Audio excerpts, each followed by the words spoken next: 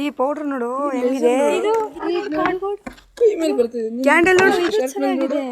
ಏ ಹಾಯ್ ಮಕ್ಕಳೇ, ಏನು ಮಾಡ್ತಾ ಇದ್ದೀರಾ? ಸರಿ, ಟಾರ್ಚು, ಪೌಡ್ರು, ಕ್ಯಾಂಡಲ್ ಇವುಗಳನ್ನೆಲ್ಲ ನೋಡ್ತಾ ಇದ್ರೆ ಇದನ್ನೆಲ್ಲ ಯೂಸ್ ಮಾಡ್ಕೊಂಡು ನೀವು ಯಾವುದೋ ಪ್ರಯೋಗ ಮಾಡಿಸ್ತೀರಾ ಅಂತ ಕಾಯ್ತಾ ಇದ್ದೀವಿ. ನಿಮ್ಮ ಊಹೆ ಸರಿಯಾಗಿದೆ. ಇವತ್ತಿನ ಪ್ರಯೋಗಾಲಯದಲ್ಲಿ ನಾವು ಬೆಳಕಿಗೆ ಸಂಬಂಧಪಟ್ಟಂಥ ಒಂದೆರಡು ಪ್ರಯೋಗಗಳನ್ನ ಮಾಡಿ ನೋಡೋಣ. ನೀವು ನಿಮ್ಮ ಪಠ್ಯದಲ್ಲಿ ತರಗತಿಗಳಲ್ಲಿ ಓದಬೇಕಾದ್ರೆ ಈ ಬೆಳಕಿನ ಬಗ್ಗೆ ಏನೋ ತಿಳ್ಕೊಂಡಿದ್ದೀರಾ? ಹಾಂ ಸರ್, ಬೆಳಕಿಲ್ಲದೆ ಇದ್ದರೆ ನಮ್ಮ ಸುತ್ತಮುತ್ತಲಿನ ಯಾವುದೇ ವಸ್ತುನ ನಾವು ನೋಡೋಕ್ಕಾಗಲ್ಲ ಅಂತ ತಿಳ್ಕೊಂಡಿದ್ದೀವಿ. ಸರಿಯಾಗಿ ಹೇಳಿದೆ. ಇದೇ ರೀತಿ ಇನ್ನಷ್ಟು ವಿಷಯಗಳನ್ನ ನೀವು ಓದ್ಕೊಂಡಿದ್ದೀರಿ. ಅದರಲ್ಲೂ ಮುಖ್ಯವಾಗಿ ಬೆಳಕಿನ ಚಲನೆ ಅಂತ ಬಂದಾಗ ಯಾವುದಾದ್ರೂ ಒಂದು ವಿಶೇಷವಾದ ಪ್ರಕರಣ ಅಥವಾ ವಿದ್ಯಮಾನನ ನೀವು ತಿಳ್ಕೊಂಡಿದ್ದೀರಾ? ಹೌದು ಸರ್, ಬೆಳಕು ಯಾವಾಗಲೂ ಸರಳ ರೇಖೆಯಲ್ಲೇ ಚಲಿಸುತ್ತದೆ ಹಾಗೂ ಅದು ಅದರ ಮೂಲ ಸ್ವಭಾವ. ಸರಿಯಾಗಿ ಹೇಳಿದೆ. ಇದನ್ನು ನಾವು ಬೆಳಕಿನ ಸರಳ ರೇಖೀಯ ಚಲನೆ ಅಂತ ಕರಿತೀವಿ.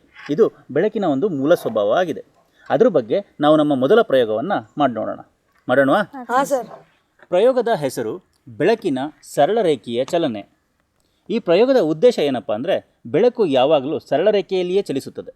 ಹಾಗೆ ಆ ಪಥದಲ್ಲಿ ಯಾವುದೇ ವಕ್ರತೆ ಉಂಟಾದರೂ ಕೂಡ ಅಥವಾ ಅಲ್ಲಿ ಯಾವುದೇ ವಕ್ರರೇಖೆ ಇದ್ದರೂ ಕೂಡ ಬೆಳಕು ಚಲಿಸೋದಿಲ್ಲ ಅನ್ನೋದನ್ನು ನಾವೀಗ ನಿರೂಪಿಸಬೇಕು. ಆಯಿತಾ? ಈಗ ಆ ಮುಖ್ಯ ಪ್ರಯೋಗಕ್ಕೆ ಹೋಗೋದಕ್ಕಿಂತ ಮುಂಚೆ ಇದಕ್ಕೆ ಸಂಬಂಧಪಟ್ಟಂಥ ಒಂದು ಸಣ್ಣ ಚಟುವಟಿಕೆ ಮಾಡೋಣವಾ? ಸರಿ, ಹಾಗಾದರೆ ಈಗ ನನ್ನ ಹತ್ರ ಒಂದು ಫ್ಲೆಕ್ಸಿಬಲ್ ಪೈಪ್ ಇದೆ. ಇದನ್ನು ಬಳಕುವ ಕೊಳವೆ ಅಂತ ಕೂಡ ಕರೀತಾರೆ. ಆಯಿತಾ? ಇದ್ರ ಜೊತೆಗೆ ನನ್ನ ಹತ್ರ ಒಂದು ಕ್ಯಾಂಡಲ್ ಇದೆ. ಈ ಕ್ಯಾಂಡಲ್ನ ಹೊಚ್ಚೋಣ.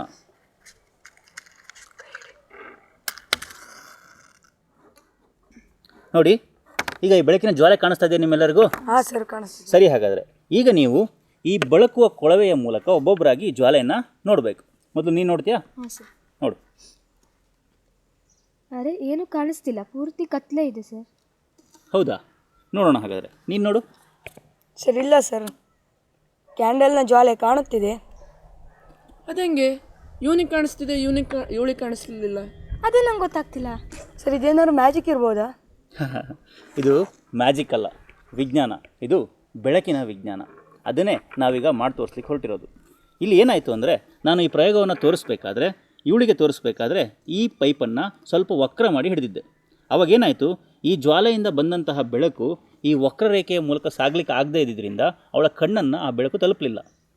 ಹಾಗಾಗಿ ಅವಳಿಗೆ ಆ ಜ್ವಾಲೆ ಕಾಣಲಿಲ್ಲ. ಆದರೆ ಇವನಿಗೆ ತೋರಿಸ್ಬೇಕಾದ್ರೆ ನಾನು ಆ ಪೈಪನ್ನು ನೇರವಾಗಿ ಹಿಡಿದಿದ್ದೆ. ಹಾಗಾಗಿ ಈ ಜ್ವಾಲೆಯಿಂದ ಬಂದಂಥ ಬೆಳಕು ಇದರ ಮೂಲಕ ನೇರವಾಗಿ ಅವನ ಕಣ್ಣನ್ನು ತಲುಪಿತು. ಹಾಗಾಗಿ ಅವನಿಗೆ ಜ್ವಾಲೆ ಕಾಣಿಸ್ತು. ಅರ್ಥ ಆಯ್ತಲ್ವಾ? ಇದ್ರ ಮೂಲಕ ನಮಗೆ ಅರ್ಥ ಆಗುತ್ತೆ ಏನಂತ, ಬೆಳಕು ಯಾವಾಗಲೂ ಸರಳ ರೇಖೆಯಲ್ಲೇ ಚಲಿಸುತ್ತೆ ಅಂತ ಹೇಳಿ. ಈಗ ಇದಕ್ಕೆ ಸಂಬಂಧಪಟ್ಟ ಮುಖ್ಯವಾದ ಪ್ರಯೋಗವೊಂದನ್ನು ನಾವು ಮಾಡೋಣ. ಅದನ್ನು ಮಾಡಲಿಕ್ಕೆ ನಮಗೆ 3 ಸಮಾನ ಅಳತೆಯ ಕಾರ್ಡ್ಬೋರ್ಡಿನ ಅಥವಾ ರಟ್ಟಿನ ಪರದೆಗಳು ಬೇಕಾಗ್ತವೆ. ಆಯಿತಾ? ಅದನ್ನು ಕೊಡು.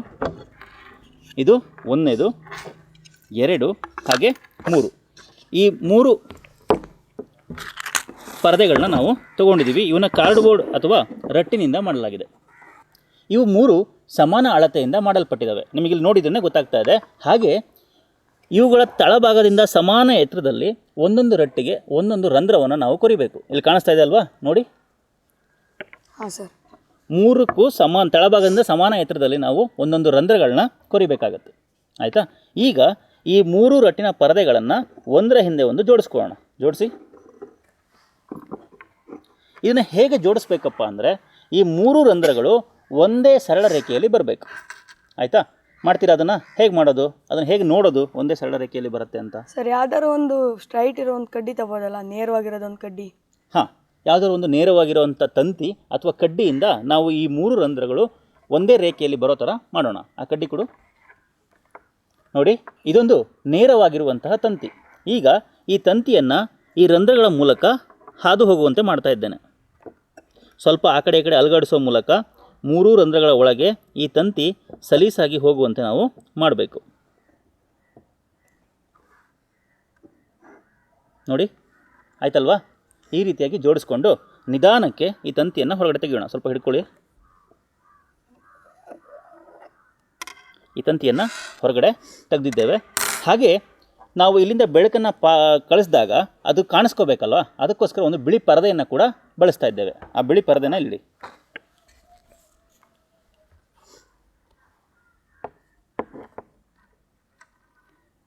ಈಗ ನಮ್ಮ ಪ್ರಯೋಗಕ್ಕೆ ಬೇಕಾದಂಥ ಸಿದ್ಧತೆಗಳು ಆಗಿದೆ. ಆಯಿತಾ? ಇದ್ರ ಜೊತೆಗೆ ಒಂದು ಟಾರ್ಚನ್ನು ನಾವು ತಗೊಳ್ಳೋಣ. ಈಗ ಈ ಟಾರ್ಚಿಂದ ಬೆಳಕನ್ನು ಈ ರಂಧ್ರಗಳ ಮೂಲಕ ಹಾದು ಹೋಗುವಂತೆ ಮಾಡೋಣ. ಮಾಡ್ತೀಯಾ? ನೋಡಿ, ಈಗ ಈ 3 ರಂಧ್ರಗಳು ಸರಳ ರೇಖೆಯಲ್ಲಿ ಇರೋದ್ರಿಂದ ಏನಾಗ್ತಿದೆ, ಈ ಟಾರ್ಚಿಂದ ಬಿಟ್ಟಂಥ ಬೆಳಕು ಮೊದಲನೇ ರಂಧ್ರದಿಂದ ಸಾಗಿ, ನಂತರ 2ನೇ ರಂಧ್ರದಿಂದ ಸಾಗಿ, ನಂತರ 3ನೇ ರಂಧ್ರದಿಂದ ಸಾಗಿ ಇಲ್ಲಿ ನೋಡಿ ಇಲ್ಲಿ ಕಾಣಿಸ್ಕೊಳ್ತಾ ಇದೆ. ಹಾಂ ಸರ್. ಅರ್ಥ ಆಯ್ತಾ? ಇದು ಯಾವಾಗ ಆಯಿತು? ಈ 3 ರಂಧ್ರಗಳು ಸರಳ ರೇಖೆಯಲ್ಲಿ ಇದ್ದಾಗ ಮಾತ್ರ ಅಲ್ವಾ? ಈಗ ನಾವು ಇದನ್ನು ಒಂದು ಸ್ವಲ್ಪ ಸರಿಸ್ಬಿಡೋಣ. ಏನಾಗುತ್ತೆ ನೋಡೋಣ. ಹಾಂ ಸರ್. ಏನಾಯಿತು? ಇಲ್ಲಿ ಬರ್ತಾ ಇದೆಯಾ ಲೈಟು? ಇಲ್ಲ ಸರ್. ಯಾಕೆ ಹಿಂಗಾಯಿತು? ಸರ್ ಅದು ಪಕ್ಕದಲ್ಲಿ ಸರ್ದು ಹೋಗ್ಬೋದಿತ್ತಲ್ಲ. ಹಾಂ, ಈ ರಂಧ್ರವನ್ನು ನಾನು ಸ್ವಲ್ಪ ಸರಿಸ್ಬಿಟ್ಟಿದ್ದೀನಿ. ಈಗ ನೀನು ಹೇಳಿದಾಗೆ ಬೆಳಕು ಯಾಕೆ ಸ್ವಲ್ಪ ಸರ್ದು ಆ ರಂಧ್ರದಿಂದ ಒಳಗೆ ಹೋಗಿ ಬರಲಿಲ್ಲ, ಯಾಕೆ ಸ್ವಲ್ಪ ಬಗ್ಗಿ ಹೋಗಲಿಲ್ಲ ಅಂತ ಕೇಳ್ತಾ ಇದೆಯಾ. ಆದರೆ ಅದು ಬೆಳಕಿನ ಗುಣ ಅಲ್ಲ. ಬೆಳಕು ಯಾವುದೇ ಕಾರಣಕ್ಕೂ ಸರಳ ರೇಖೆಯ ಪಥವನ್ನು ಬಿಟ್ಟು ಬೇರೆ ಕಡೆ ಸಾಗೋದಿಲ್ಲ. ಅದೇ ಒಬ್ಬ ಮನುಷ್ಯ ಆಗಿದ್ದರೆ ಅವನು ಬಗ್ಗಿನೋ ಸ್ವಲ್ಪ ಹೀಗೆ ಹೋಗಿನೋ ಸ್ವಲ್ಪ ಹಾಗೆ ಹೋಗಿನೋ ದಾಟ್ಕೊಂಡು ಹೋಗ್ಬಿಡ್ತಿದ್ದ ಎಲ್ಲ ರಂಧ್ರಗಳಿಂದ. ಆಯಿತಾ? ಆದರೆ ಬೆಳಕು ಹಾಗಲ್ಲ, ನೇರವಾಗಿ ಇರುವಂಥ ಪಥದಲ್ಲಿ ಮಾತ್ರ ಸಾಗತ್ತೆ. ಇಲ್ಲೇನಾಯಿತು, ಮೊದಲನೇ ರಂಧ್ರದಿಂದ ಹೊರಗಡೆ ಬಂತು, 2ನೇ ರಂಧ್ರಕ್ಕೆ ಬರಬೇಕಾದ್ರೆ ರಂಧ್ರ ಸ್ವಲ್ಪ ಸರಿದಿತ್ತು, ಹಾಗಾಗಿ ಅದರಲ್ಲಿ ಅದಕ್ಕೆ ಹಾದು ಹೋಗಲಿಕ್ಕೆ ಆಗಲಿಲ್ಲ. ಈಗ ನಾನು ಮತ್ತೆ ವಾಪಸ್ ಅದನ್ನು ಸರಳ ರೇಖೆಗೆ ತರ್ತೀನಿ. ಸರಿ ಇದೆಯಾ? ನೋಡಿ ನೋಡಿ, ಹಾಂ ಸರ್, ಕಾಣಿಸ್ತಿದೆ. ಬಂದುಬಿಡ್ತಲ್ವ ಬೆಳಕು. ಇದೇ ನಮ್ಮ ಪ್ರಯೋಗದ ಉತ್ತರ. ಅಂದರೆ ಈ ಮೂಲಕವಾಗಿ ನಾವು ಏನನ್ನು ನಿರೂಪಿಸಿದ್ದೀವಿ? ಬೆಳಕು ಯಾವಾಗಲೂ ಸರಳ ರೇಖೆಯಲ್ಲಿಯೇ ಚಲಿಸುತ್ತದೆ. ಇದನ್ನು ನಾವು ಬೆಳಕಿನ ಸರಳ ರೇಖೀಯ ಚಲನೆ ಅಂತ ಕೂಡ ಕರಿತೇವೆ. ಅರ್ಥ ಆಯ್ತಲ್ವಾ? ಇದೇ ನಮ್ಮ ಪ್ರಯೋಗದ ಫಲಿತಾಂಶ. ಚೆನ್ನಾಗಿತ್ತಲ್ವಾ? ಹಾಂ ಸರ್. ಆದರೆ ಸರ್ ಪತನೇ ಕಾಣಿಸ್ಲಿಲ್ವಲ್ಲ. ಹಾಂ, ಇದೊಂದು ಒಳ್ಳೆಯ ಪ್ರಶ್ನೆ. ಇಲ್ಲಿ ಬೆಳಕು ಹೋಯ್ತು, ಇಲ್ಲಿ ಬಂದು ಬಿತ್ತು ಅಂತ ನಾನು ತೋರಿಸಿದೆ. ಆದರೆ ಬೆಳಕು ಹೋಗಿದಂಥ ಪಥನೇ ಕಾಣಿಸ್ತಿಲ್ಲ ಅಂತ. ಹೆಚ್ಚಾಗಿ ನೋಡೋಕೆ ಹೋದರೆ ಬೆಳಕು ಹಾದು ಹೋಗುವಂಥ ಪಥ ನಮಗೆ ಕಾಣಿಸೋದಿಲ್ಲ. ಆದರೆ ಅದನ್ನು ಕಾಣಿಸುವಂತಹ ಮಜವಾದ ಒಂದು ಪ್ರಯೋಗ ನಮ್ಮ ಹತ್ರ ಇದೆ. ಆಯಿತಾ? ಇಲ್ಲಿ ನಾವು ಭೌತಶಾಸ್ತ್ರದ ಟಿಂಡಾಲ್ ಪರಿಣಾಮ ಮತ್ತು ಲೇಸರ್ ಬೆಳಕನ್ನು ಬಳಸಿಕೊಂಡು ನಾವು ಬೆಳಕು ಹಾದು ಹೋಗುವ ಪಥವನ್ನು ಕಾಣಿಸೋ ಥರ ಮಾಡ್ಬೋದು. ಮಾಡೋಣವಾ? ಸರಿ, ಹಾಗಾದರೆ ಭೌತಶಾಸ್ತ್ರದಲ್ಲಿ ಟಿಂಡಾಲ್ ಪರಿಣಾಮ ಅಂತ ಒಂದು ಪರಿಣಾಮ ಇದೆ. ಅಂದರೆ ಬೆಳಕು ಹಾದು ಹೋಗುವ ದಾರಿಯಲ್ಲಿ ಒಂದಷ್ಟು ಧೂಳಿನ ಕಣಗಳು ಅಥವಾ ಧೂಳಿನಂತಹ ಕಣಗಳನ್ನ ನಾವು ಉತ್ಪತ್ತಿ ಮಾಡಿದರೆ ಅಲ್ಲಿ ಈ ಬೆಳಕು ಹಾದು ಹೋಗುವಂಥ ಪಥವನ್ನು ನಾವು ವೀಕ್ಷಣೆ ಮಾಡ್ಬೋದು. ಅದನ್ನು ನಾವು ಸರಳವಾಗಿ ಟಿಂಡಾಲ್ ಪರಿಣಾಮ ಅಂತ ಕರಿತೀವಿ. ಆಯಿತಾ? ಅದನ್ನು ನಾವಿಲ್ಲಿ ಮಾಡಿ ತೋರಿಸೋಣ. ಆಯಿತಾ? ಆ ಲೇಸರ್ ಬೆಳಕನ್ನು ಕೊಡು. ಇದು ಲೇಸರ್ ಟಾರ್ಚ್. ಇದು ಲೇಸರ್ ಬೆಳಕನ್ನು ಉತ್ಪತ್ತಿ ಮಾಡುತ್ತೆ. ಲೇಸರ್ ಅಂದರೆ ಅತ್ಯಂತ ಬಲಿಷ್ಠವಾದ ಅಥವಾ ಬಲಶಾಲಿಯಾದ ಬೆಳಕಿನ ಕಿರಣ, ಮತ್ತು ಅದು ಒಂದೇ ದಿಕ್ಕಿನಲ್ಲಿ ಚಲಿಸುತ್ತದೆ. ಹಾಗಾಗಿ ಅದನ್ನು ನಾವು ಇಂತಹ ಪ್ರಯೋಗಗಳಲ್ಲಿ ಹೆಚ್ಚಾಗಿ ಬಳಸ್ತೀವಿ. ಆಯಿತಾ? ನಾನು ಈಗ ಹಸಿರು ಬಣ್ಣದ ಲೇಸರನ್ನು ಬಳಸ್ತಾ ಇದ್ದೇನೆ. ಆಯಿತಾ? ಅದ್ರ ಜೊತೆಗೆ ಟಿಂಡಾಲ್ ಪರಿಣಾಮವನ್ನು ಉತ್ಪತ್ತಿ ಮಾಡೋದಕ್ಕೋಸ್ಕರ ನಾವು ಮುಖಕ್ಕೆ ಹಚ್ಚುವಂತಹ ಪೌಡರ್ ಏನಿದೆಯಲ್ಲ, ಆ ಪೌಡರ್ನ ಬಳಸೋಣ. ಆಯಿತಾ? ಹಾಗೆ ಈ ಪ್ರಯೋಗಕ್ಕಾಗಿ ಒಂದಷ್ಟು ಸಿದ್ಧತೆಗಳು ಬೇಕಲ್ವಾ? ಇದಕ್ಕೆ ನಮಗೆ ಒಂದು ಸ್ಟ್ಯಾಂಡ್ ಬೇಕಾಗುತ್ತೆ. ಆ ಸ್ಟ್ಯಾಂಡ್ ತಕ್ಕೊಡ್ತೀಯಾ? ಇದು ನಮ್ಮ ಪ್ರಯೋಗದ ಸ್ಟ್ಯಾಂಡು. ಇದನ್ನು ಇಲ್ಲಿ ಜೋಡಿಸೋಣ. ಹಾಗೆ ಅದಕ್ಕೆ ಲೇಸರನ್ನು ಕೂಡ ಸಿಕ್ಸೋಣ. ಹಾಂ, ಈಗ ಈ ಲೇಸರ್ನ ಆನ್ ಮಾಡಿದ್ದೀವಿ. ಇಲ್ಲಿ ನೋಡಿ ಎಷ್ಟು ಚೆನ್ನಾಗಿ ಈ ಲೇಸರ್ನ ಪ್ರಭೆ ಏನಿದೆ ಇದು ಈ ರಂಧ್ರಗಳ ಮೂಲಕ ಸಾಗಿ ಈ ಪರದೆ ಮೇಲೆ ಮೂಡ್ತಾ ಇದೆ. ಕಾಣ್ತಿದೆ ಅಲ್ವಾ? ಈಗ ಇದರ ಪಥವನ್ನು ನಾವು ಮಾಡಬೇಕು ಅಂದರೆ ನಾವಿಲ್ಲಿ ಟಿಂಡಾಲ್ ಪರಿಣಾಮವನ್ನು ಉಂಟು ಮಾಡಬೇಕು ಅಲ್ವಾ? ಈ ಕಡೆ ಬಾ. ಈಗ ಈ ಪೌಡರ್ನ ನಾನು ಇವಳ ಕೈ ಮೇಲೆ ಹಾಕ್ತಾ ಇದ್ದೀನಿ. ಆಯಿತಾ? ಇವಳೀಗ ಈ ಪೌಡರ್ನ ಇಲ್ಲಿ ಉಪ್ಸ್ತಾಳೆ. ಆಗ ಈ ಪೌಡರ್ನ ಕಣಗಳು ಧೂಳಿನ ಥರ ಇಲ್ಲಿ ಹರಡ್ಕೊಳ್ಳುತ್ತೆ. ಆ ಧೂಳಿನ ಜೊತೆಗೆ ಈ ಟಿಂಡಾಲ್ ಪರಿಣಾಮದ ಫಲವಾಗಿ ನಮಗೆ ಆ ಪಥ ಕಾಣಿಸುತ್ತೆ. ನೋಡಿ ನೋಡಿ ಎಷ್ಟು ಸಖತ್ತಾಗಿ ಕಾಣ್ತಾ ಇದೆ ಅಲ್ವಾ? ಹಾಂ ಸರ್. ಇದು ಟಿಂಡಾಲ್ ಪರಿಣಾಮದ ಮೂಲಕ ಕಾಣಿಸ್ತಾ ಇದೆ. ಹಾಗೆ ನಾವು ಈ ಪ್ರಯೋಗದ ಮೂಲಕ ಈಗ ಬೆಳಕಿನ ಸರಳ ರೇಖೀಯ ಚಲನೆಯನ್ನು ಮಾಡಿ ತೋರಿಸಿದ್ದೀವಿ. ಕಾಣಿಸ್ತಾ ಪಥ?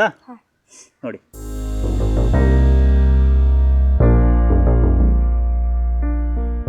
ಮಕ್ಕಳೇ, ಈಗ ನಾವು ಬೆಳಕಿನ ಚಲನೆಯ ಬಗ್ಗೆ ಒಂದಿಷ್ಟು ಪ್ರಯೋಗಗಳನ್ನ ಮಾಡಿದ್ವಿ. ಅದೇ ರೀತಿ ಬೆಳಕಿನ ಪ್ರತಿಫಲನದ ಬಗ್ಗೆ ಕೂಡ ಒಂದಿಷ್ಟು ಪ್ರಯೋಗಗಳನ್ನ ಮಾಡೋಣ. ಈ ಪ್ರತಿಫಲನ ಅನ್ನೋದ್ರ ಬಗ್ಗೆ ನೀವು ಓದ್ಕೊಂಡಿದ್ದೀರಿ ಅಲ್ವಾ? ಏನು ಈ ಬೆಳಕಿನ ಪ್ರತಿಫಲನ ಅಂದರೆ? ಸರ್, ಬೆಳಕಿನ ಕಿರಣಗಳು ಒಂದು ನಯವಾದ ಮೇಲ್ಮೈಗೆ ಬಿದ್ದು ಅದೇ ಮಾಧ್ಯಮಕ್ಕೆ ಹಿಂದಿರುಗಿ ಬರುವುದೇ ಪ್ರತಿಫಲನ. ಸರ್, ಇದೇ ಪ್ರತಿಫಲನದಿಂದಲೇ ನಾವು ಸುತ್ತಮುತ್ತಲಿನ ವಸ್ತುಗಳನ್ನೆಲ್ಲ ನೋಡ್ತೀವಲ್ವ ಸರ್? ಹೌದು.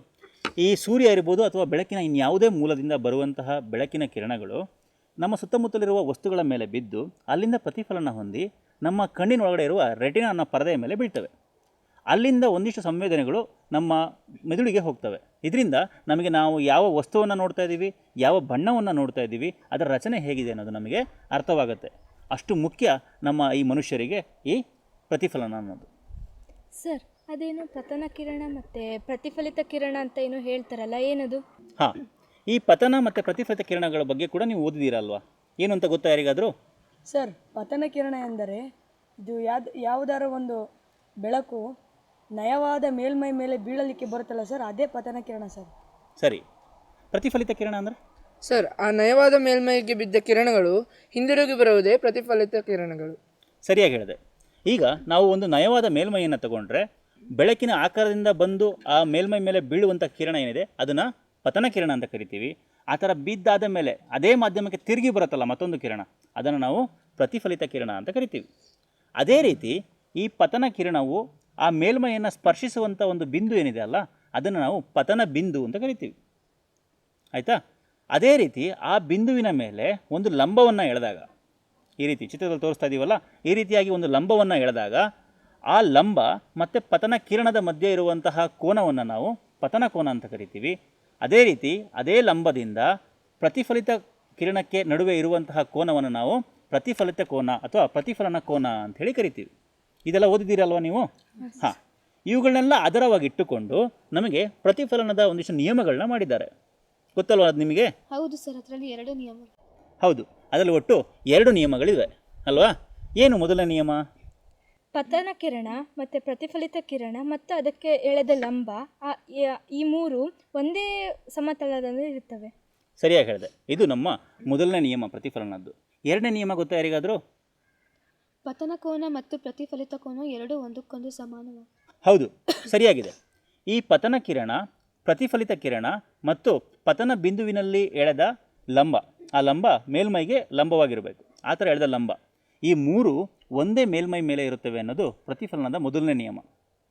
ಅದೇ ರೀತಿ ಪತನ ಕೋನ ಮತ್ತು ಪ್ರತಿಫಲಿತ ಕೋನಗಳು ಯಾವಾಗಲೂ ಸಮಾನವಾಗಿರ್ತವೆ ಅನ್ನೋದು ಪ್ರತಿಫಲನದ 2ನೇ ನಿಯಮ. ಇವೆರಡನ್ನೂ ನಾವೀಗ ಒಂದು ಪ್ರಯೋಗದ ಮೂಲಕ ಮಾಡಿ ನೋಡೋಣವಾ? ಇಲ್ಲೂ ಅಷ್ಟೇ, ನಾವು ಲೇಸರ್ ಮತ್ತು ಟಿಂಡಾಲ್ ಪರಿಣಾಮವನ್ನು ಬಳಸಿ ಈ ಪ್ರಯೋಗವನ್ನು ಮಾಡ್ತಾ ಇದ್ದೀವಿ. ಆಯಿತಾ? ಈ ಪ್ರಯೋಗಕ್ಕೆ ನಮಗೆ ಮುಖ್ಯವಾಗಿ ಬೇಕಾಗಿರೋದು ಒಂದು ಗಾಜಿನ ಪೆಟ್ಟಿಗೆ. ಹೋಗಿ ತಗೋಬರ್ತೀಯಾ? ಆ ಗಾಜಿನ ಪೆಟ್ಟಿಗೆ ಜೊತೆ ನಮಗೆ ಲೇಸರ್ ಬೇಕು. ನಾನು ಆವಾಗಲೇ ಹೇಳಿದಾಗೆ ಇದೊಂದು ಬಲಿಷ್ಠ ಬೆಳಕಿನ ಪ್ರಭೆಯನ್ನು ಉಂಟು ಮಾಡುವಂತಹ ಒಂದು ಲೇಸರ್ ಟಾರ್ಚ್. ಈಗ ನಮ್ಮ ಹತ್ರ ಒಂದು ಗಾಜಿನ ಪೆಟ್ಟಿಗೆ ಇದೆ. ಅದರ ಜೊತೆಗೆ ಒಂದು ಕೋನಮಾಪಕ ನಮಗೆ ಬೇಕು. ಇದು ಕೋನಮಾಪಕ ಸ್ವಲ್ಪ ದೊಡ್ಡದಾಗಿ ಕಾಣಲಿ ಅನ್ನೋ ಕಾರಣಕ್ಕೆ ನಾನು ಇದನ್ನು ಒಂದು A4 ಅಳತೆಯ ಹಾಳೆಯ ಮೇಲೆ ಪ್ರಿಂಟೌಟ್ ತಗೊಂಡಿದ್ದೇನೆ. ಆಯಿತಾ? ಇದು ಕೋನಮಾಪಕ. ಇದನ್ನು ನಾನು ಈ ಪೆಟ್ಟಿಗೆಯ ಕೆಳಭಾಗಕ್ಕೆ ಇಡ್ತಾ ಇದ್ದೇನೆ.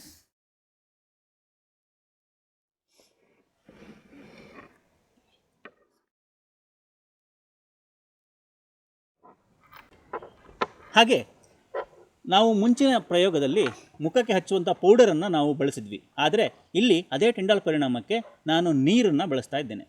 ಸ್ವಲ್ಪ ನೀರು ತಗೋಬರ್ತೀಯಾ?